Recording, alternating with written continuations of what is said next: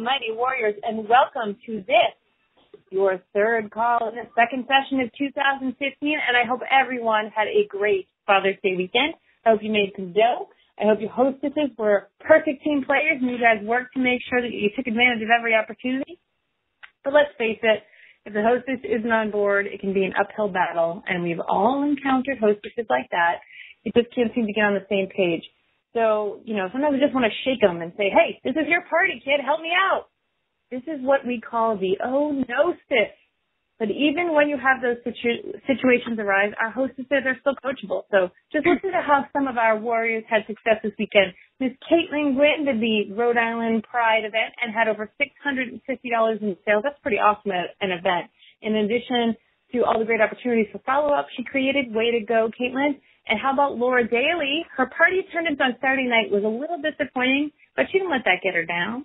With only 3 people in attendance, she rocked $325 in sales, and she has a goddess suite. So way to go, Laura. That's awesome. And the goddess of horses, Miss Kelly Ann Quay, who always makes my heart giddy up, was singing the song this weekend after taking some nice add-on phone calls on the way up from her party. Way to go, Kelly. Woohoo! That's right. Keys for Quay. And then we had Roshima Laughing House. She's celebrating her 5-year anniversary this week, and she celebrated in style with 2 parties on the same day, over $600 each. Woohoo! $1,200 in sales. Woo! And Miss Roshima, she will be using that moolah, that dinero, just in time for her vacation this week, and she'll be seeing New Kids on the Block in Boston with her goddess friends. So now that is really a reason to shake it. And then we had Jessica Linda Mayo. She took a last-minute swing party that left her singing the song. So well done, girl. And it looks like our Kim Gannett, she has paid off her Mexico trip with fat stacks of cash. She was posting all this weekend. I can smell the suntan lotion and taste the margaritas already. So we're hearing we've heard actually more than one story where it started out a little rough, right? I mean, like low attendance, swing, that, they all had a happy ending. So I think Warriors are ready to hear from our guests. And Amy, give us the 411 on our lovely, lovely speaker tonight. We all like happy endings, Carrie. So we have Jess, our lovely Jess Carter. She's a veteran goddess, and she's going to be celebrating her 9-year anniversary with Athena's in September, and her 10-year wedding anniversary is next month. Coincidence? We think not.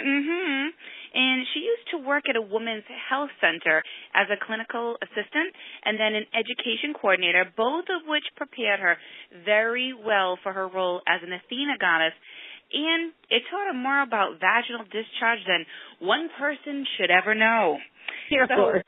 Cultures everywhere. Now, this month marks 5 years since she stopped working her JOB, and she's been rocking the full-time goddess life ever since. And Jess has received numerous awards for top sales, top team, top recruiter, also the Golden Circle of Leadership Awards, and she took her clothes off to be Athena's cover model, and she was named Goddess of the Year for 2013. But I remember when last year she put goats on her dream board, and now she's living a dreamy life of a farm girl by day and a goddess by night, alongside her wicked sexy husband and her 2 beautiful children.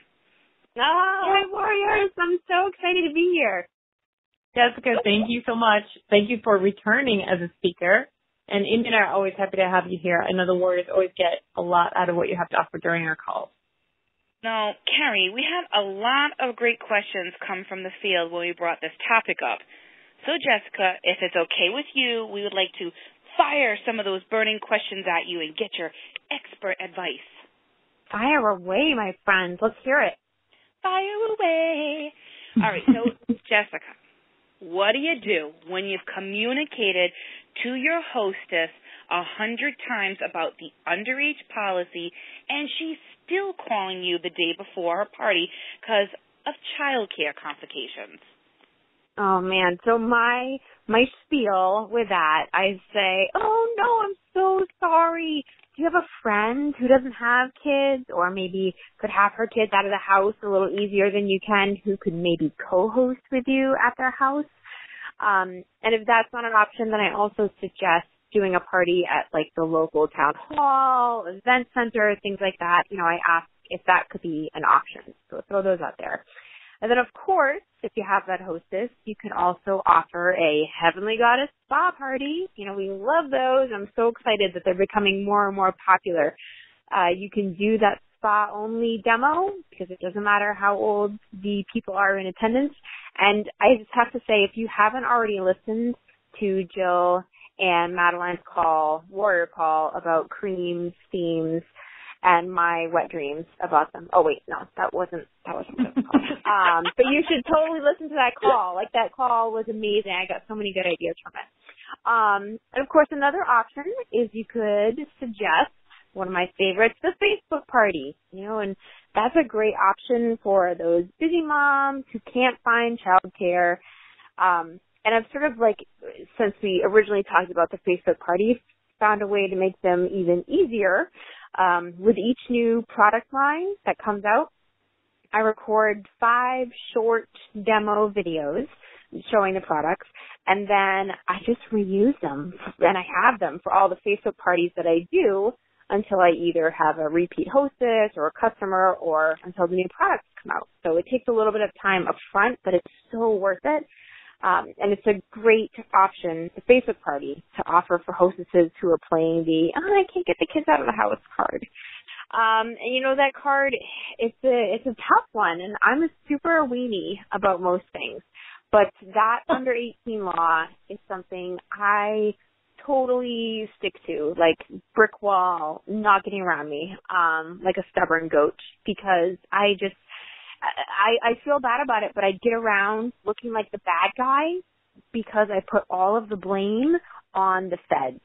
Okay, if somebody questions me or feeds me but it's just a baby, he doesn't even know what that thing is, I just say, I'm so sorry, but it's a federal law, and if it was ever reported, you and I could be facing a huge fine, and I could lose my business. So warriors, it's not your fault. The feds are making you do it. That's right. Yep. And we need to make sure that we're always working on the up and up too. Nicely put, Jess. So here's a common one, and it's sort of related. What about if you're, 10 minutes away from finishing your demo and your hostess says, oh my God, my kids are coming home. You got to wrap it up. So what do you do? Oh my God. I asked if there's any way they could hold them off just a little while longer. And I'll say, they can't be in the house while I'm here. I'm sorry. Can he take little Jimmy out for an ice cream cone, or if he's asleep in the back of the car, the baby, not the husband, or whoever. But, just take the scenic drive home. Can I just wait a few more minutes? And if, it's the hostess's partner who has the kids, make sure to tell her that she can bribe him or her with having something fabulous waiting for them, if they can delay their arrival. So, but if they can't hold the kids off any longer, like they're coming in, they're driving down the road, I've been in that situation before, and I just finished what I was showing, and you sort of smoothly cut to packing up and giving my end of the demo shtick, while I'm packing up. You don't have to show that you're frazzled or upset, and probably no one will even know that you cut your demo short. Just let them know that you're going to be packing up your demo, and we'll shuffle all that stuff out to the car before the kiddos arrive, and then you can be taking orders once you get everything out of the house. I have been in that same situation many times myself. And it's more important that your hostess doesn't feel badly. I mean, I get it. Kids get tired, and, hey, you leave your party guests, wanting more. So use it as an opportunity to continue the party and all the great products that you didn't show at the next party. So another situation that can arise is when your hostess says you have to be in and out in less than 2 hours because her children have to come home. So between introduction, setup, my demo and ordering, that can be a really tight fit. So how do we do a great demo but still work within the required window for the hostess? Yeah, that to me is boom, like a weeknight quickie. And Alana talked about, sort of like her weeknight quickie at her demo just last week. So when I was doing a lot of weeknight parties, I used to do little mini themes like Wet Wednesday or Tasty Tuesday. And I would offer a free product, like a bottle of Wet on Wednesdays or Tasty Twist on Tuesdays when their party sales were over $3.50. And I would literally just do a top 10 product demo, like show my top 10 favorite products and then cut myself off. It's so hard to do that because we love our product line so much and we could literally talk for hours, which, we may think is entertaining, but gets a little old after a while. So it takes a little bit of work to kind of pare it down, but it's so worth it to be able to offer those sort of quick parties. Yep. And then you can always ask for outside orders afterwards too. So, and we're always trying to encourage outside orders. So before the party, after the party, but sometimes it's kind of a challenge. So while we're talking about our own Nostess, it may seem like, sometimes our hostesses are not asking or they're not following up with their guests and taking that extra step to get more sales for their own parties. So, just trying to be relatable. Sometimes maybe she's feeling the same thing we're feeling, that she doesn't want to be pushy. She doesn't want to annoy her friends. So how can we get our hostesses on board with asking for outside orders, Jess? I think, make it as easy as possible for her to get those orders. We can do a lot of that work ourselves, really. Include outside order forms and extra catalogs with instructions in your hostess packet so she can just pass them out. That makes it super easy. And also make sure that there are instructions on the invitations. If you're sending out invitations on how to place an order if they can't make it, that makes it super easy. And if you've set up a Facebook event, you can also post the instructions and reminders right on the Facebook event page on how to order. And you can start building that relationship with your customers by posting fun, interactive things leading up to the party, too. Okay, so here's one that absolutely kills me, and we have seen this time and time again on the WOW page, literally as a cry for help. The hostess and her friends want you to wait until you get paid. Wait till you get paid, huh? I mean, wait until they get paid. I can't get paid unless you close up this party. Wait until you get paid to push their orders through. But here's the kicker. She and her friends get paid biweekly. So now I'm holding up the party for an extra 9 days. So what do I do? Definitely let Sandy at the home office know. And it's not a problem as long as you let her know, but you don't want to get charged that fee for holding a party open past the 5 days because ain't nobody got extra money lying around to pay party late fees with, right? Nobody. Mm-hmm. And also be sure to let all of your guests and the hostess know that the products will arrive within 14 days from the day you close the party. That's really important and avoids a lot of issues if you let them know that, so that nobody's sitting around and watching out the window for the UPS man to get there the day after the party, before you've even closed it. Ain't nobody got time for that. And I'll admit, I'm always afraid of becoming too pushy, but how many times do you attempt to contact a hostess? I don't understand why people aren't, why they're not responding. I usually do attempt to attempts by phone, call, text, email, but when do I officially become, stalker Carrie wanted at the post office? Do you have a script that I can use stating, I need to hear from my hostesses by XX date? Like, how do you do that? Listen, I am pretty good at stalking. Just ask my ex-boyfriends. This is why, because I'm wanted in like 3 states. I'm also the reason for caller ID. So, but seriously, Jess, I definitely want to hear your thoughts on this. Oh man. So my philosophy is 3 strikes and you are out. I don't have time to chase people around, or at least they're off my calendar. Okay. So, and you've got to stand up for your business and do that. So, if I've reached out 3 times and I haven't heard back from somebody, I leave that final, make it or break it sort of message on their voicemail. Or if I've been Facebooking them, I'll send it to them on Facebook. And I'll say, or write, something like this. Hi, Cassie. This is Jess from Athena's. I have you on my calendar for a party on July 1st, but I haven't heard back from you yet. I'm hoping that this date still works for you, but if I don't hear from you by 9 a.m. tomorrow morning, I'm going to assume that you need to reschedule, and I'll be opening up that date for someone else and taking you off my calendar. I know things get crazy this time of year, so I hope we can connect soon and figure out the best possible date for your party. Thank you so much. Then I'll leave my info. And I purposely use that verbiage, assume that you need to reschedule, instead of saying, assume that you need to cancel. So that gives the impression that I still want to do a party with her, and not the impression that I've made like a voodoo doll with her face on it and I never want to hear from her again. I do like the idea of a voodoo doll, and they're going to laugh, but I literally just used a voodoo doll with my best friends like 6 weeks ago in regards to my girlfriend dealing with an ex-boyfriend. So, yes, I'm all about the voodoo doll. But, and it was a real one. It was from New Orleans, so you know that stuff worked. So it's legit. Yeah, it is legit. Ain't nobody got time for that. Bring out my voodoo doll. So, Warriors, don't make voodoo dolls of your clients, please.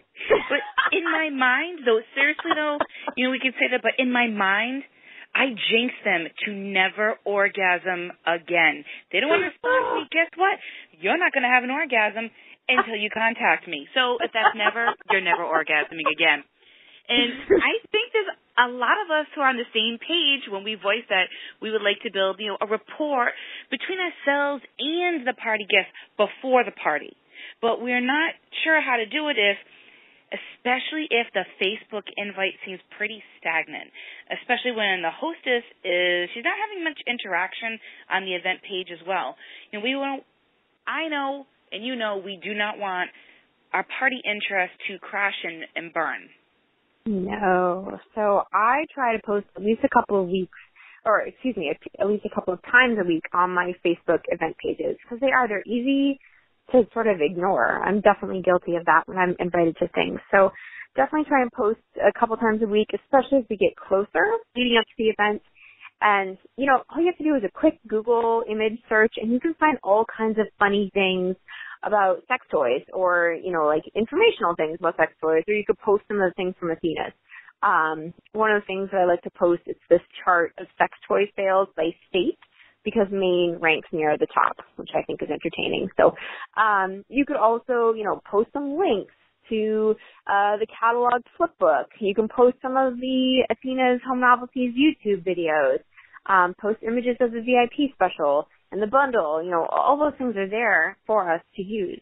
So when I post, I try and always ask the guests to be interactive. So, like, I'll ask, who are my Athena's newbies and who are my frequent flyers? And, you know, I'll have people comment, or I'll ask them to invite their friends to join in on the fun, and then tag them on the event page so they can get as excited as we are as we get closer to the party.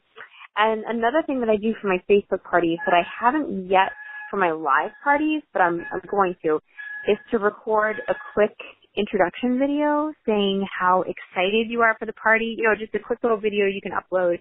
Hi, it's Jessica Carter. I'm going to be your goddess for the night. You know, that kind of thing. Saying what time to be there, a sneak peek at the product. And hostesses are busy, so, you know, sure, they want their free stuff, but they're not making a paycheck from their party. You are. So the more work you take on to make the party the best that it can be, the better. And you want her to have a slamming party so that, you know, she thinks it'll be really easy to host with you. And then she encourages her friends to host with you too. Yeah, and she becomes repeat, which is awesome. Mm-hmm. So, and how do you handle the hostess that would rather turn over their firstborn child than, dun, dun, dun, give you the names and addresses of her party guests for you to send out the invitation? Why do you want it? Why do you want it? Yeah. I'm going to spam all your friends. No, I was terrified to start asking people to give me their guest lists. I was totally 100% convinced that people were going to scream, you know, like, you want a guest list? And then kick me in the shins and flip me the bird as they stormed out of the ordering room. I literally, I'm such a weenie. But that hasn't happened once. Not even once. Since I started asking for the guest list. But it's a great example of how I think we psych ourselves out and make the guest list, you know, a much bigger deal than it really needs to be. So first of all, don't be afraid to ask. Second of all, don't make it into a huge thing that you're asking her to do. If you make it into this huge big deal, it's harder to ask. And, don't say things like, if you have time, then I know you probably don't, but there's a guest listing here, and if you could fill it out, I know you probably don't have everyone's addresses, so I'm sorry about that, but if you might be able to fill it out and give it back to me and do as many as you can, but don't stress about it, then I can send out your invitations for you. Don't do that, okay? Just pass with a postage packet and say, and there's a guest list in here, and when you fill it out and get it back to me, I can send out all your invitations for you. People love getting mail. And I have a super fun invite that I'll send to all your friends. Boom. It's done. And no one's going to kick you. And most of the time, people give it to you, and all is well. Stick an envelope in there, addressed to you so she can mail it to you, or you can encourage her to send it electronically. So, but when you have that hostess that would rather give you their first unborn child than a guest list, I don't push for a guest list. I know some people feel differently about this, but I don't. One, I don't want any more kids. I had my husband neutered just over a year ago, so I'm good. And secondly, yeah, right, amen. It's not worth getting my panties all bunched up over to get a guest list. I'm not going to force my hostess to do something that she doesn't want to do. If she won't do a guest list, just do your best to encourage her to get the word out to her friends and her relatives. You work that Facebook event page. I've done parties where I've mailed out 0 invitations that were $1,000 parties, and I've done parties where I mailed out 45 invitations and only one person showed up. So you just never know. Very true. All right, so let's stop there for a moment and give our first code word to the warriors. So our first code word is goat. Our first code word is goat. Of course it is. G-O-A-T, goat. Now, I know I will be dating myself when I say this, but I feel like Horseshack from the show Welcome Back, Kotter, saying, oh, hey, Mr. Kotter. I have a hard time of getting my hostess to make the commitment of keeping their original party date. I definitely don't want a summer of cancellations. And I don't want to hear, summer's here, and my friend is so busy with cookouts. I think I'm just going to have to cancel. So how do we make our parties hotter than a gooey campfire s'more? Oh, my. So you make yourself a party. You make yourself better than a s'more. And there are so many great summer theme ideas out there. You just have to market yourself and your parties a little bit differently during the summer. And at your parties, even your indoor parties, you can tell little stories about a party that you were doing, around a campfire or at a campsite. You can talk about the party boat story that Jill Cram talked about on her WOW call. I want to be on that freaking boat. But I can say, and a goddess friend of mine did a party on a party boat, blah, blah, blah, blah, blah. You can promote those campground parties, barbecue parties, pool parties. Just make the parties part of the social gathering. Yep, that's right. You are the party. So, party's where you are, girl. So this is one that came straight off the WOW page, kind of reading like Dear Abby. It says, Dear Jess, I want to hit 2K paced away each month. Help me, Goddess Goat Mama. Oh man, the goats. I have goats now, in case anyone didn't know. So living the dream. Honestly, this summer and last, I shifted to wanting to spend more time with my family and my goats and not do as many parties during the summer. So I like to make the few parties I do as big as possible by really rocking the hostess coaching and outside orders and offering those specials at the parties to increase sales, the VIP specials and the forbidden fruit bundles. Everybody is going to want to be spending at least $100 at your parties. Use that to your advantage. Don't just glaze over the pictures in the catalog at your parties. Definitely show the products. And beyond parties, I also do a lot of outside order business in the summer. I usually do 1, maybe 2 sales per month. I might do a mystery hostess Facebook party here and there, maybe once every couple of months. And something that's worked really, really well the last 2 times that I've done it so far is what I'm calling an auction-style Facebook party. So I got this idea and format from a jewelry Facebook party that I was invited to. My goddess bestie, Chrissy McHugh, and I were entranced, and we were buying all this random kind of crappy jewelry, but because of the way that it was set up, and we decided, it was so awesome that we needed to host our own Athena-style auction parties. So I've held 2 of them myself so far since February. The first one was just over $1,300 in sales, and the second one was almost $700 in sales. So definitely worth it, yeah. So basically, here's how I did it. So I created the event page, invited a whole bunch of customers, and shared the event on my personal and my business Facebook page. I made a list of everything I had in stock and how many of each item I had. Then for about an hour, I would post the product, a picture of it, how many I had in stock, and a slightly discounted price. So most items were discounted about 10%. The thing that makes it a little different is that people have to comment and write the word sold if they want it. So below the picture, they write in sold. First come, first serve, and once they're gone, they're gone. And at the end, I just created invoices for everyone, and boom, inventory off of my shelves is sold. And it's a great way to get rid of that, one last random thing that you have that you've been carrying around and praying people would buy at each party that you have. And I don't know why it's really even called an auction-style party, because people aren't bidding.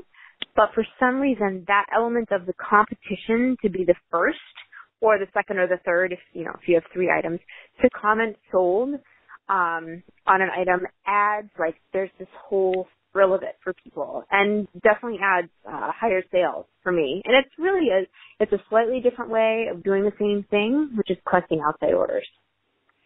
Awesome. Oh my God. I love this. If you could see me right now, I'm doing this dance and raising my knees up to my chest going, yeah.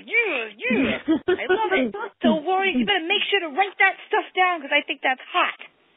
That is awesome. I love that idea. I have to be honest and say that we've covered hostess coaching hundreds of times at Athena's, and it absolutely still kind of floors me to hear that there are people out there who still book parties and then they have no contact with their hostesses until 2 nights before the party, checking in to see if, hey, are we still on? Come on, people, there's no excuse to this. So please explain to our warriors what hostess coaching etiquette looks like, Ms. Jessica Carter. Yes. So I like to check in within a couple of days of when she books a party, just to confirm the date and to initially see if she has any questions. Because usually if they're booking at a party, it's, kind of chaotic.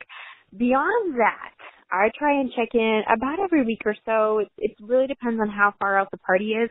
Even if I'm not connecting directly with her, she can at least see on the Facebook event page that I'm posting something about the party. And when she's, liked or commented on that post, I know that she's read it and she's getting excited as well. So you think of your hostess as a middleman to getting that huge, amazing, heart and wallet filling party that you want to have. You want to pretty much be her BFF by the time the party rolls around. Don't text her every single day. You don't want to get the nickname of the creepy stalker, sex toy lady, but just stay connected as much as you possibly can. And I know that there are many, many, many more people who are much more organized than I am, who have, fabulous contact calendars and checklists and all that to go over when to talk to the hostess and what about. And I'm sure that people would be willing to share what they have on the Warrior page. But honestly, what I use is my planner.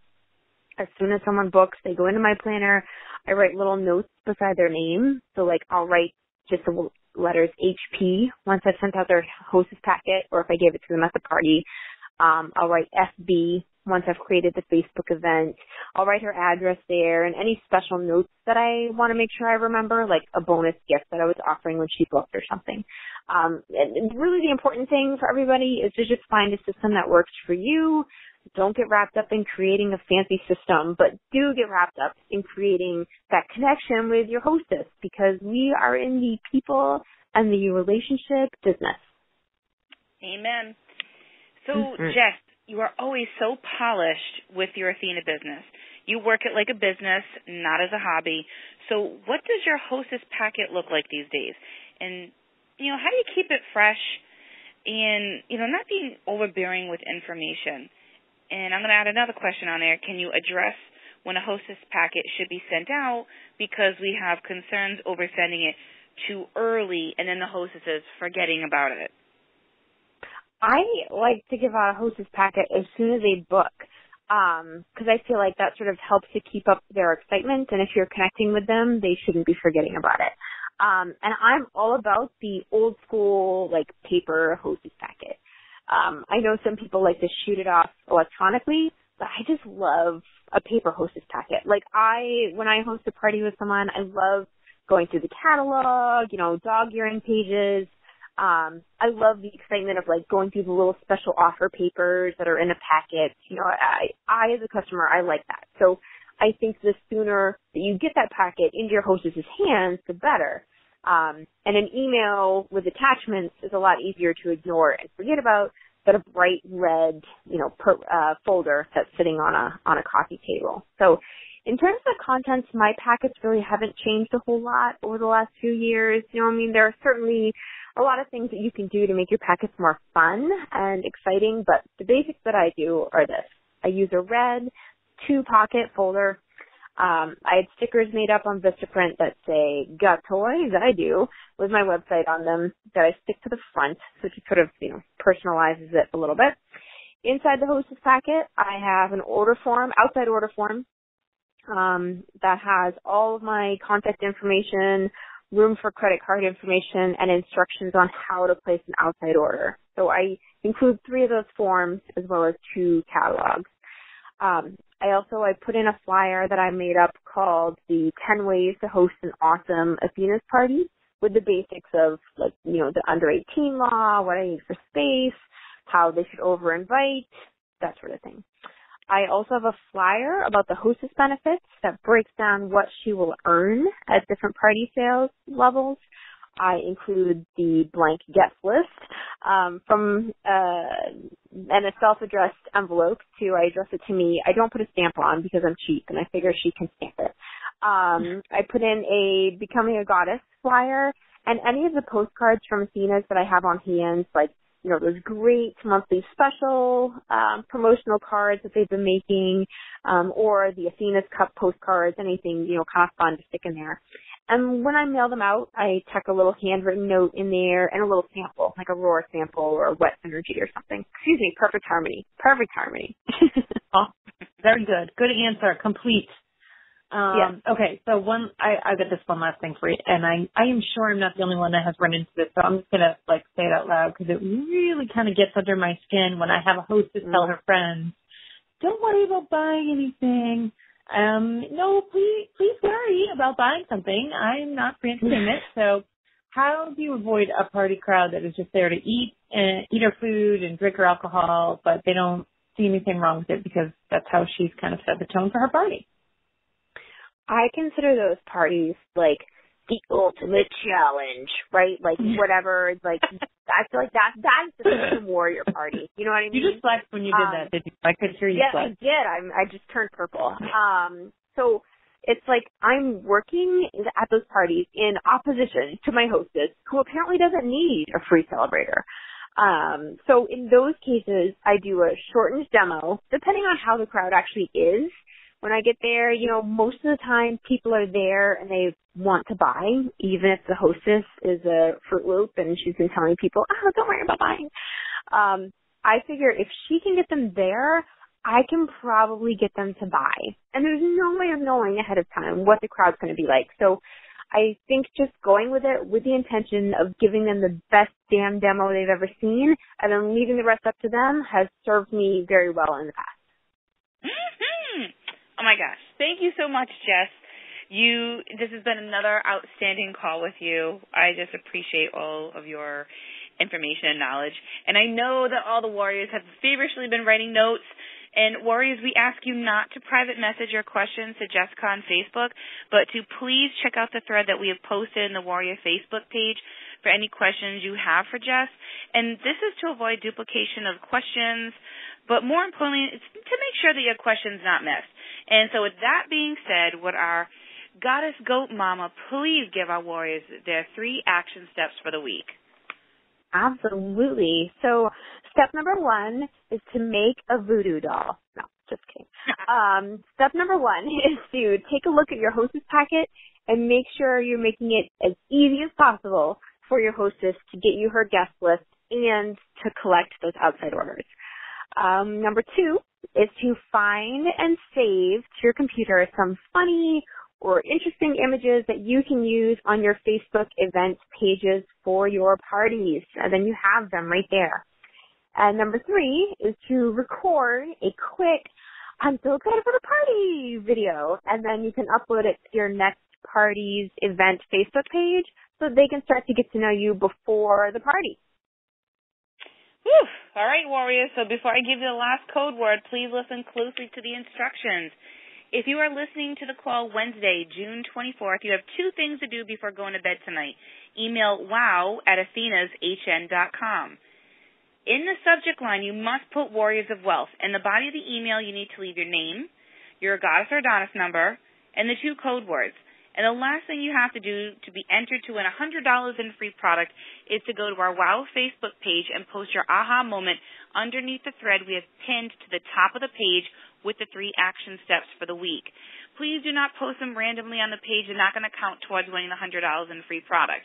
And Mother Goddess will draw a name, I'm going to say later this week, because she is in California enjoying her 20-year wedding anniversary.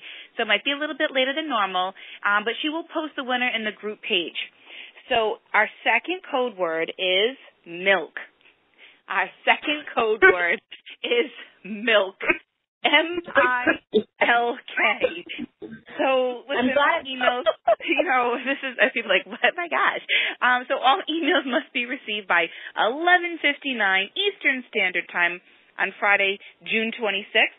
But hello, warriors never wait, we get it done. So till next time, everyone, I don't know how to say the code. Damn it. Good night, warriors. Good night.